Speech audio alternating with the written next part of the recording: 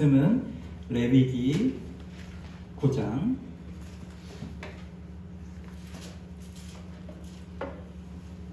1절에서 5절 말씀입니다. 레위기 9장 1절에서 5절 말씀.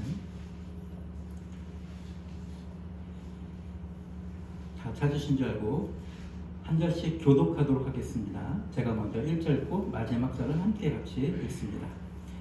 여덟째 날에 모세가 아론과 그의 아들들과 이스라엘 장로들을 불러다가 아론에게 이르되 속죄제를 위하여 흠없는 송아지를 가져오고 번제를 위하여 흠없는 순양을 여호와 앞에 가져다 드리고 이스라엘 자손에게 말하여 이르기를 너희는 속죄제를 위하여 숫 염소를 가져오고 또 번제를 위하여 1년 되고 흠없는 송아지와 어린 양을 가져오고 또 화목제를 위하여 여호와 앞에 드릴 숫과 순양을 가져오고 또 기름 섞은 소제물을 가져오라 하라. 오늘 여호와께서 너희에게 나타나실 것임이니라 하며 함께 그들이 모세에게 명령한 모든 것을 회망하고 가져오고 온 회중이 나와 여호와 앞에 선지라. 아멘. 우리 서로에게 인사하실까요? 함께 예배 드려주셔서 감사합니다. 함께 예배 드려주셔서 감사합니다. 함께 예배 감사합니다. 혼자서 예배 드릴 수 있지만 또 함께 예배 드려야 더 큰 은혜가 있습니다. 왜냐하면 예수님의 문화라고 하는 것은 혼자서 만들어갈 수가 없고 같이 있을 때 문화라고 하는 것이 형성이 됩니다.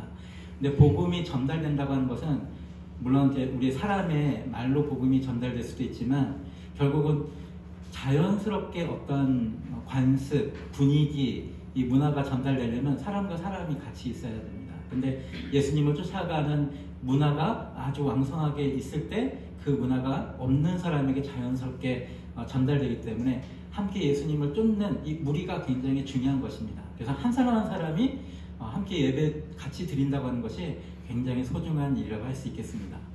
네, 오늘 함께 나눌 말씀은 원래는 수요일 날 설교하려고 했던 말씀인데 뭐 다음 주 수요일 날 하면 되지 않겠냐 하는데 이게 하나 우리 교회에 이렇게 중요한 흐름 가운데 있기 때문에 이걸 빼먹고 이렇게 지나갈 수가 없어서 오늘 원래 수요일 날 나눌 말씀을 나눕니다. 제가 수요일 날은 앞날로 또 뒤날로 수요일 전후로 그냥 허리가 갑자기 네, 안 좋아져서 수요일 날 제가 예배를 인도하지를 못했었습니다. 오늘 함께 나눌 말씀의 제목은 예배의 3대 요소라고 제가 제목을 줬습니다.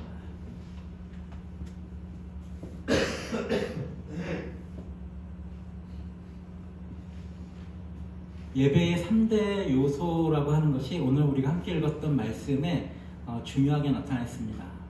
우리가 읽었던 말씀에는 이제 여덟째 날에 모세가 이제 아론과 그의 아들들에게 제사장으로 임명하는 것에 이제 거의 끝에 부분의 그런 과정입니다. 근데 그 끝에 부분의 과정에서 예배에 3대 요소가 이렇게 들어 있습니다. 우리가 보통 신앙이 이렇게 신앙의 3대라고 뭐 한다면 말씀, 뭐 기도, 찬양이 있겠습니다. 그렇죠?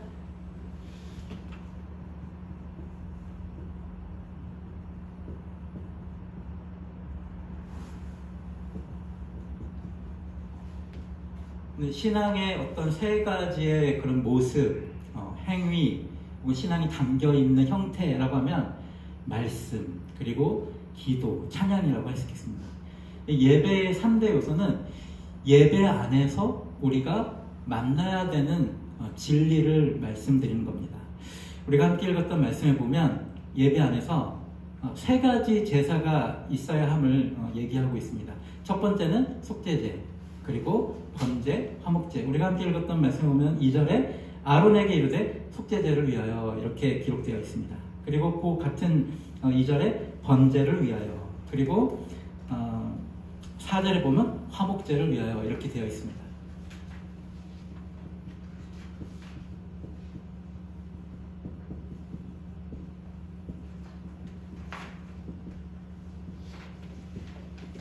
그동안 수요일날 계속 레위기에 대해서 다루고 있었고 율법에 대해서 다루고 있었기 때문에 여러분께서 속죄제, 번제, 화목제도 잘 이제 너무나 많이 아실 것 같습니다. 왜냐하면 하나님께서 계속 성경을 통해서 반복하고 계셔서 그렇죠.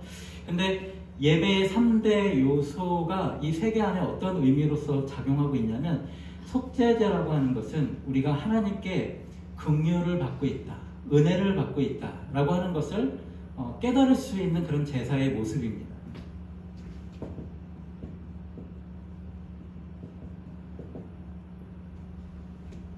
속죄제라고 하는 것이 우리의 죄를 사함을 받는 그런 제사의 형식인데, 결국 속죄제를 통해서 무엇을 알게 되냐면, 하나님은 우리에게 한없는 은혜를 가지고 계시는구나. 왜냐하면 속죄제 여러분 아시는 것처럼 죄를 지은 사람 그 죄를 딱 깨달으면 하나님 앞에 자기의 경제 여건에 맞춰서 나아가서 그냥 드리면 하나님께서 무슨 죄든지 다 용서해 주신다고 했습니다.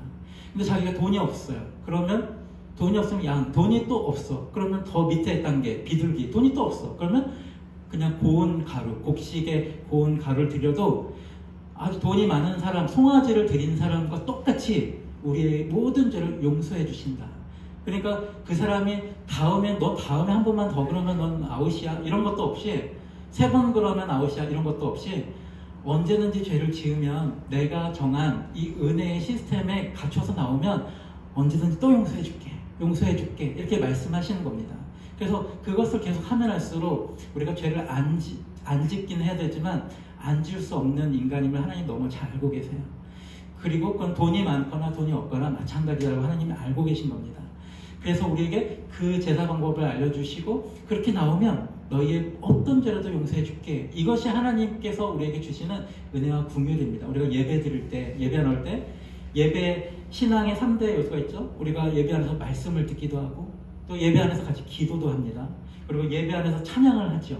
이렇게 신앙의 3요소를 할 때, 거기서 우리가 첫 번째로 하나님께로부터 이렇게 얻어야 되고 확증을 받아야 되는 것은, 하나님은 은혜의 하나님이시구나, 긍휼의 하나님이시구나. 내가 말씀을 듣고 또 말씀을 읽고 또 기도를 하고 기도를 듣고 또 찬양을 할 때, 나에게 하나님의 은혜가 한없이, 하나님의 긍휼이 한없이 임하고 있구나라는 것을 예배에서 여러분이 잡으셔야 한다고 하는 겁니다. 그러니까 우리가 예배의 3대 요소는 예배에서 내가 무엇을 잡아야 하는가에 대한 말씀입니다. 첫 번째는 속죄제, 즉 은혜와 긍휼을 예배 안에서 계속 내가 확인하고 찬양과 말씀과 기도 가운데 그것을 내가 딱 경험해야 한다고 말씀드리는 겁니다. 두 번째, 번제. 아까 번제라고 되어 있습니다. 번제는 헌신, 위탁입니다.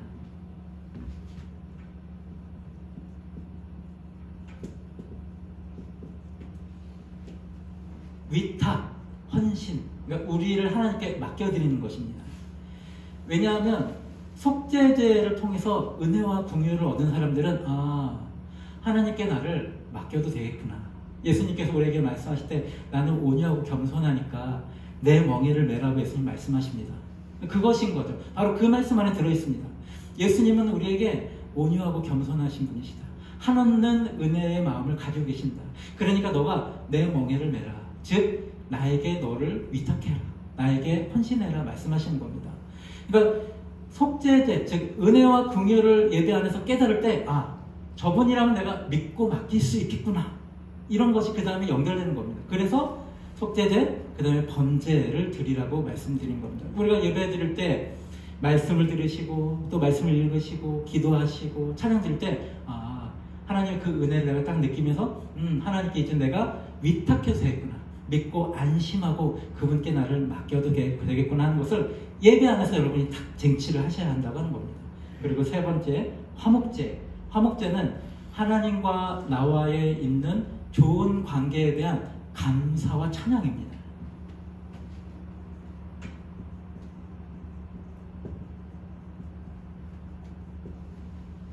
화목제는 화목해 하기 위해서 드리는 것이 아닙니다. 화목해 하기 위해서 하는 것은 속죄제나 속건제를 얘기하는 것이고, 화목제 그 자체는 이미 하나님과 우리 가운데 화목이 되었구나라고 하는 것을 느끼고 감사함으로 드리는 겁니다. 그래서 어디 멀리 갔다 오거나 어떤 일을 중요하게 했거나 또 일주일 동안 삶을 살고서 이번 일주일간에도 하나님께서 나를 지켜보호하셔서 어려움 일들이 있었지만 내가 거기서 마음이 무너지지 않고 하나님께서 나를 도와주심을 내가 경험했구나. 참 감사하다. 그 은혜가 감사하구나. 하나님께 위탁했더니 하나님께 다 나를 보호해 주셨구나. 이것들을 감사하고 찬양하는 것이 화목제입니다. 그래서 여러분 예배 드릴 때는 또 말씀을 듣고 기도를 하고 찬양을 할 때 하나님과 나와 이루어져 있는 이 예수